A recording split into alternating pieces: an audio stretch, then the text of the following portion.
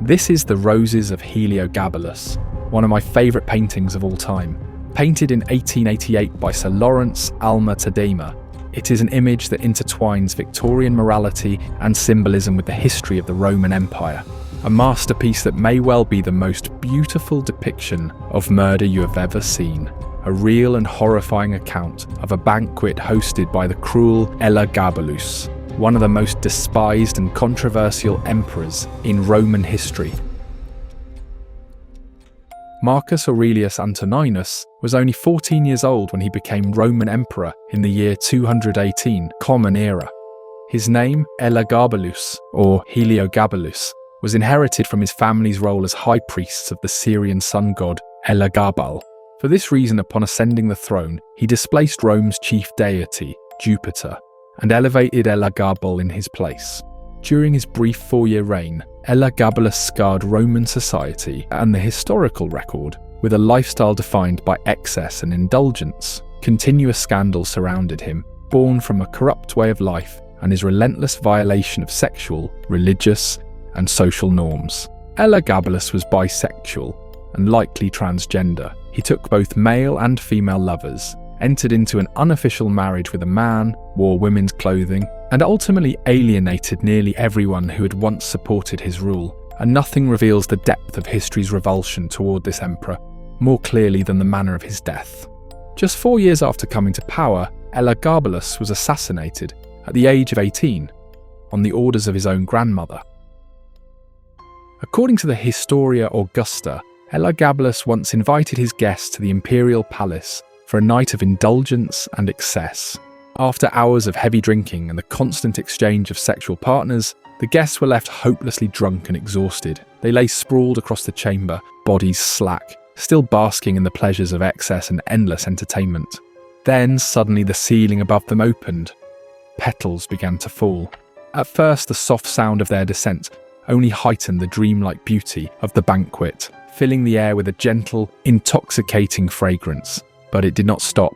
The petals kept coming until, before the guests could even understand what was happening, the ceiling had turned into an endless cascade of roses. They rained down, covered them, settled over their bodies like a blanket. The guests began to suffocate beneath a sea of flowers. Joy drained from their faces as they gasped for air, struggling to breathe. Minutes stretched into more minutes, and the scent of death slowly replaced the perfume of roses. Bodies lay motionless, eyes staring into nothingness, buried beneath layers of petals, soaked in sweat and the heat of their own breath. Elagabalus, it seems, took pleasure in every moment of the process. Calm and composed, a wine cup resting in his left hand, he smirked as he watched his guests choke beneath the flowers. His companions were no different. Laughing, they observed the scene as entertainment. That night, death itself was the spectacle. As the rose petals fall and bodies slowly vanish beneath them, we see Elagabalus at the centre of the composition, seated beside his mother and a male lover. He's wearing a golden silk robe and a crown, details also noted by Herodian. This is the first element that makes the painting so compelling to me: the placement of the central figure within a strictly centralised composition. Equally striking is the number of figures and the balance Tadema establishes among them. 16 figures in total, 8 above, representing the participants of this ominous banquet, and 8 below, its victims. In the background, a woman dressed in leopard skin plays a pair of double pipes.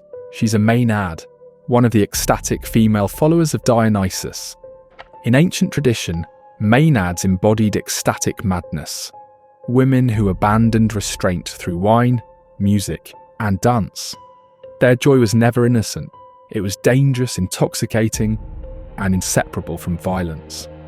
Tadema intensifies this ritual frenzy by placing a statue of Dionysus himself within the scene. Dionysus embraces his lover Ampelos, the youth who, after his death, was transformed into the first grapevine.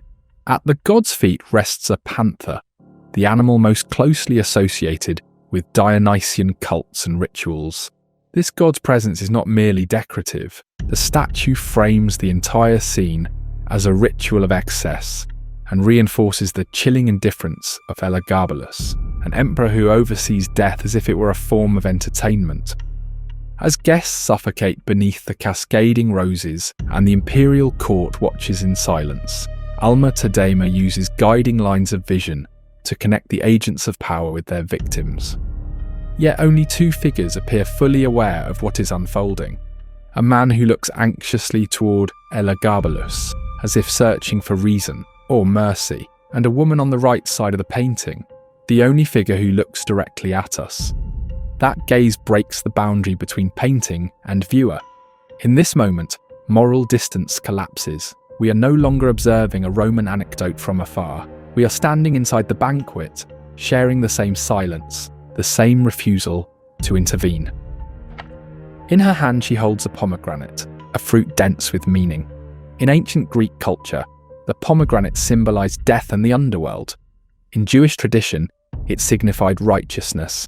In later religious symbolism, it became associated with forbidden knowledge, an echo of the fruit that granted humanity awareness of good and evil. Here the pomegranate becomes a quiet instrument of judgment, knowledge without action, awareness without resistance. She also wears a serpent armlet, a common motif in Greco-Roman art.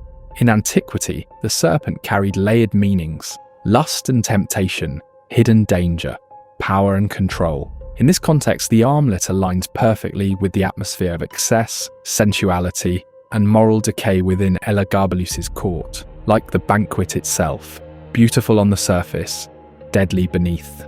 Even this woman, who appears to be part of the power structure, has now become its victim. Slightly above her, we see a Mascaron, a decorative architectural head in the Roman Hellenistic tradition.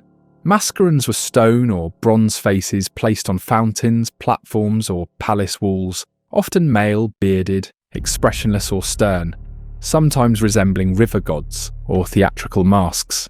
In this painting, the stone head plays a crucial role, a silent witness to catastrophe, positioned directly beneath the banquet table and directly above the victims, an unmoving, unfeeling power watching human death unfold. Other decorative elements appear as well. The bases of the banquet couch or cline, designed in the Roman Hellenistic style and adorned with reliefs of horses, symbols of aristocratic luxury. On the opposite side, at the base of the table, stands a Puto, also known as Cupid or Eros, a figure that in Roman art represents desire, pleasure, and intoxication. Every ornamental choice in the painting reinforces pleasure, indulgence, and excess. And it is precisely this world of beauty that makes the violence to come feel so unsettling. For me, this painting immediately brings to mind the death of Sardanapalus. A ruler reclines in calm detachment as bodies pile up around him, presiding over mass slaughter, violence erupting in chaos, passion, and blood. But here death is more seductive, a death perfumed with roses, descending slowly, continuing until it becomes unbearable. And perhaps the most significant hidden layer of the painting lies right there within the roses themselves. According to Historia Augusta, Elagabalus used violets to suffocate his guests. Tadema deliberately alters this account. He replaces violets with roses, a change that is not a historical error, but a symbolic decision, a bridge between a Roman story and the Victorian world of the artist himself. In the final months of 1887, as Alma-Tadema painted this work in London, the weather was far too cold for roses to grow. To paint each petal with precision, he requested that fresh roses be shipped weekly from the French Riviera, for as long as the painting remained unfinished. But the real question remains, why did he make this change at all? While the late Victorian world presented itself as morally restrained, draped in dark velvets and propriety, its art often told a very different story, one saturated with temptation, excess, and luminous silks. Academic painting was immensely popular, frequently drawing upon scandalous or dramatic episodes from history as a safe vessel for forbidden themes. The Roses of Heliogabalus is no exception. In the Victorian language of flowers, known as floriography, violets symbolized humility and fidelity. Roses, by contrast, were associated with lust, desire, decadence, and death. Elagabalus was a figure of excess, not humility. The rose was the only flower capable of carrying the full weight of his cruelty. For a Victorian audience, this choice would have been immediately legible. Tadema completed this work in 1888. At the height of the British Empire, Victorians viewed themselves as the inheritors of Rome, bearers of civilization, morality, and order. From this position, they looked back on Roman history with a gaze that was both admiring and cautionary. And Elagabalus was, without question, one of its most instructive warnings. In the Roses of Heliogabalus, Alma-Tadema fuses Victorian morality and symbolism with the history of the Roman Empire. When the painting was exhibited at the Royal Academy's summer exhibition in 1888, it was met with widespread public enthusiasm.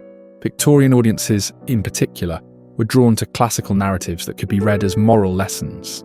And remember, this is the Victorian era. Sin without punishment is simply unacceptable. By choosing the rose, Alma-Tadema aligns ancient cruelty with modern meaning. He transforms a Roman anecdote into a contemporary moral image, one that his audience could understand instinctively. Beauty becomes an instrument of death. Desire turns into suffocation. And pleasure, left unchecked, finally reveals its ultimate consequence.